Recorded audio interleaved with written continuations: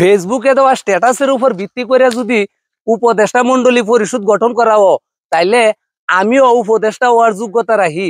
5ই আগস্টে যখন এই ছাত্র আন্দোলন হইলো, সমন্বয়করা যখন মাঠে নামলো, ওই দিন কিন্তু আন্দোলনের পরে আমরার যে ওই যে মুগ্ধ মারা গেল, ফানি লাগবো ফানি, ওই মুগ্ধরে লইয়া আমিও কিন্তু একটা কবিতা লিখছিলাম, যদিও কবিতাটা ওই রকম ভাবে ভাইরাল হয়েছে না।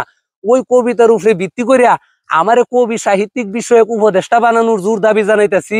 আর আমার এই কবিতাটা ওই সময় হয়তো অতটা জনপ্রিয়তা পাইছে না।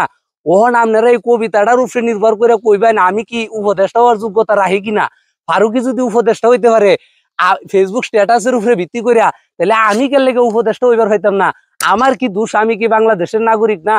যে সমন্বয়করা বৈষম্য বিরোধী ছাত্র আন্দোলন করলো বৈষম্য দূর করবার লাগিয়া, এরাই যদি আবার বৈষম্যের উপরে ভর করে দেশ চালায়, তাহলে দেশের মানুষ তার পাশে কতটুক থাকবো? আজকে আমি ওই মুগ্ধরে লয়ে যে কবিতাটা লিখছিলাম, এই কবিতাটা সবাই দয়া করে একটু শুনে যাবেন।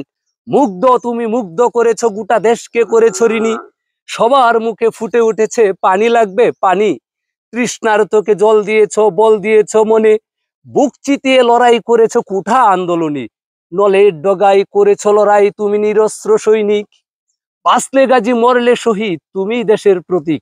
আমার এই কবিতার উপরে ভিত্তি করিয়া আমিও কবি সাহিত্যিক বিষয়ক উপদেষ্টা হওয়ার জোর দাবি জানাইতেছি। ফারুকি যদি আজ গিয়া এই 2-4টা কথা 2-4টা স্ট্যাটাসের উপরে ভিত্তি করে উপদেষ্টা হয়ে যা, আমি কি করছি? আমি কি দোষ করছি?